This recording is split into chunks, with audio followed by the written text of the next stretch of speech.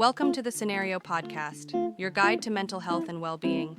Each episode, we uncover practical tools, discuss expert insights, and explore how supplements can transform your mental health journey. Get ready to learn, grow, and thrive with us. So you know that feeling, Yeah. the deep grinding fatigue that just won't go away. Mm-hmm. And maybe alongside it, there's this persistent feeling of anxiety, like a low hum of an engine that just never shuts off. Yeah, always in the background. Exactly. And then maybe you've noticed some weight gain that seems, determined to settle right around your middle no matter what you eat. If that sounds familiar to you, you are definitely not alone. And it's probably not about willpower or lack of exercise. Right. The invisible conductor orchestrating a lot of that turbulence, both physical and mental, is a single powerful hormone, cortisol. We hear the term stress hormone all the time, but today we are diving deep into the actual science. What is it? Why does the system, break down? And most importantly, how do we use the science-backed wisdom from our sources to naturally balance it and take back control of our energy, our sleep, and our weight? Okay, so let's start with the basics. Right. What exactly is cortisol? So, cortisol is what's known as a glucocorticoid. It's a steroid hormone, and it's made in your adrenal glands. The ones that sit on top of the kidneys. Exactly, those small triangular glands. And it is absolutely essential for life.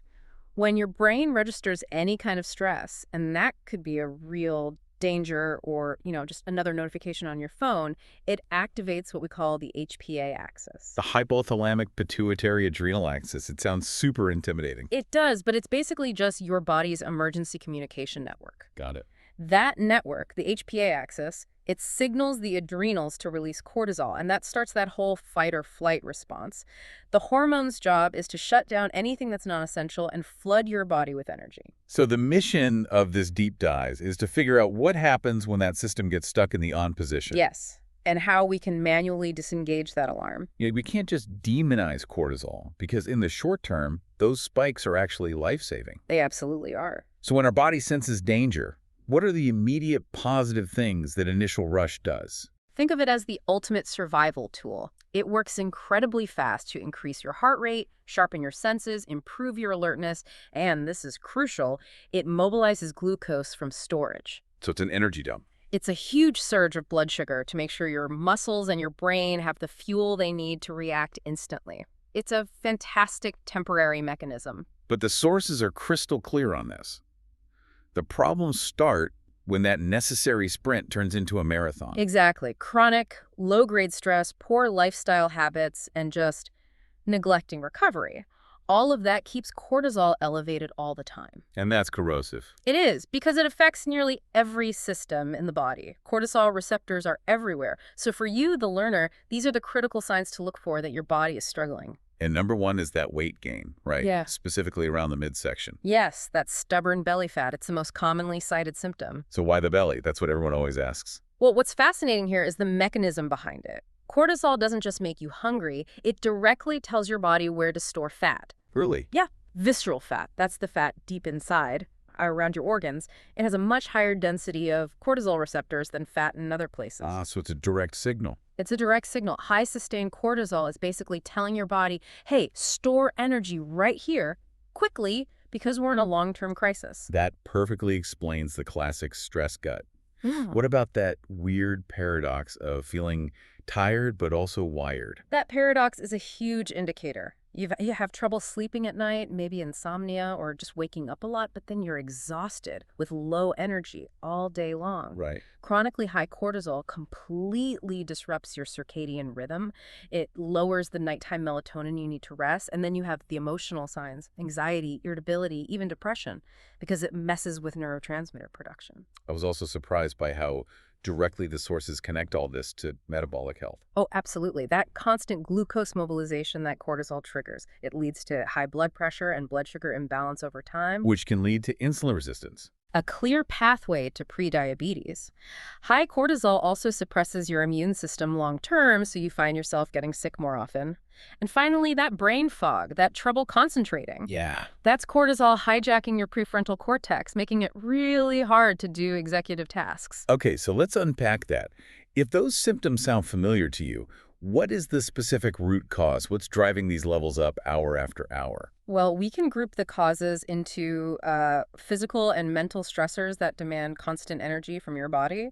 Chronic mental and emotional stress is number one, obviously. Of course. But the sources highlight some very specific lifestyle choices that act like cortisol accelerators, even if you feel mentally okay. And the big one seems to be sleep, or a lack of it. It is massive. A sleep deficit is a direct and immediate physiological stressor. When you don't get enough rest, your body doesn't just see that as you being tired, it interprets it as a survival threat. Wow. So it forces the adrenals to pump out more cortisol just to keep you awake and functioning. And then there's what we eat.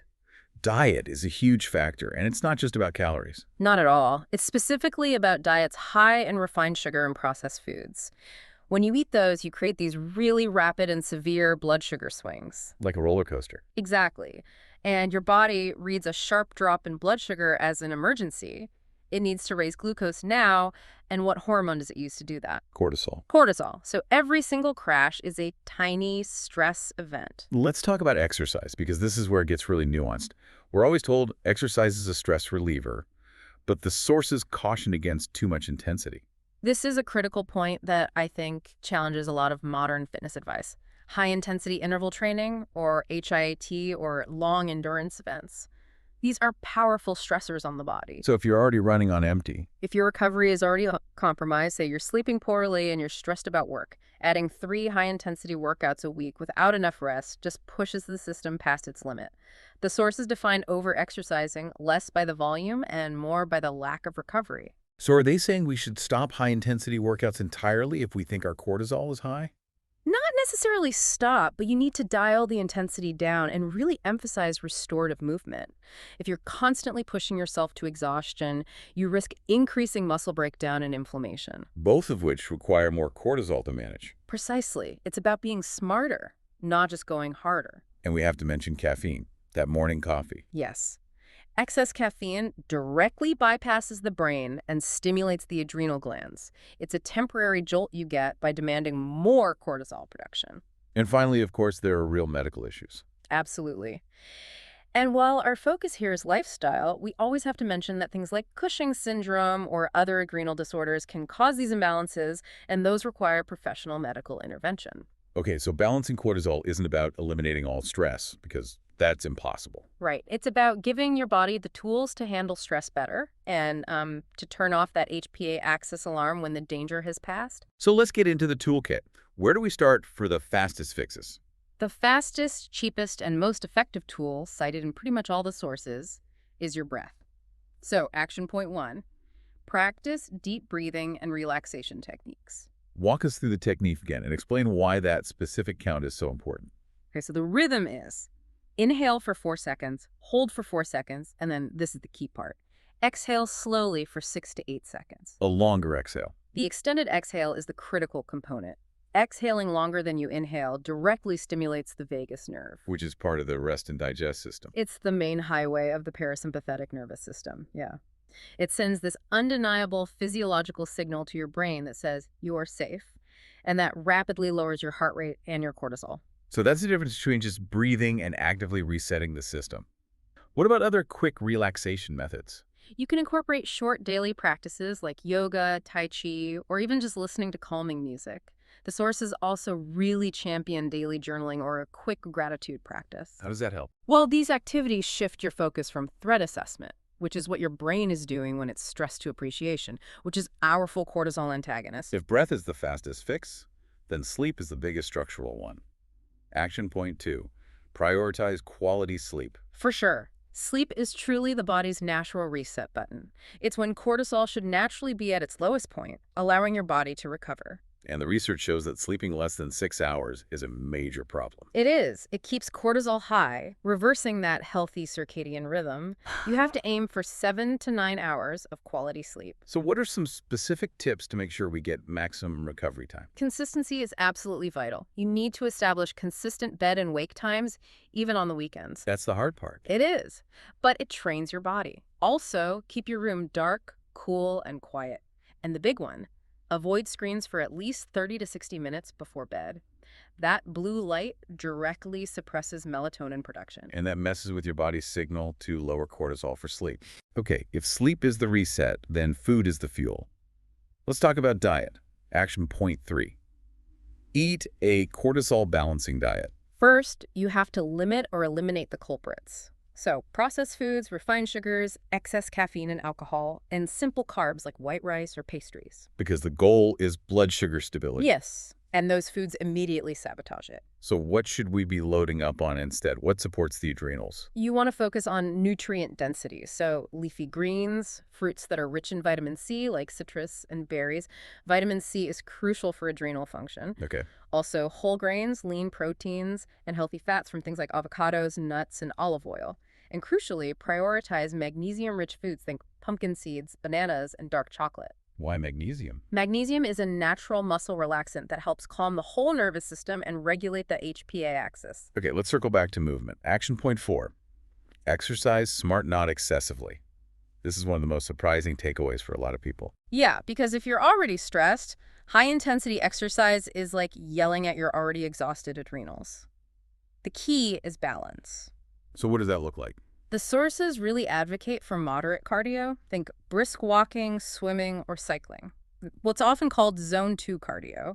It improves your cardiovascular health without causing a massive cortisol spike. Well, a mix of strength and low-impact movement is the gold standard. Precisely. Strength training 2 to 3 times per week is excellent for your metabolic health, but it has to be paired with active rest days that include things like stretching, yoga, or just mindful movement.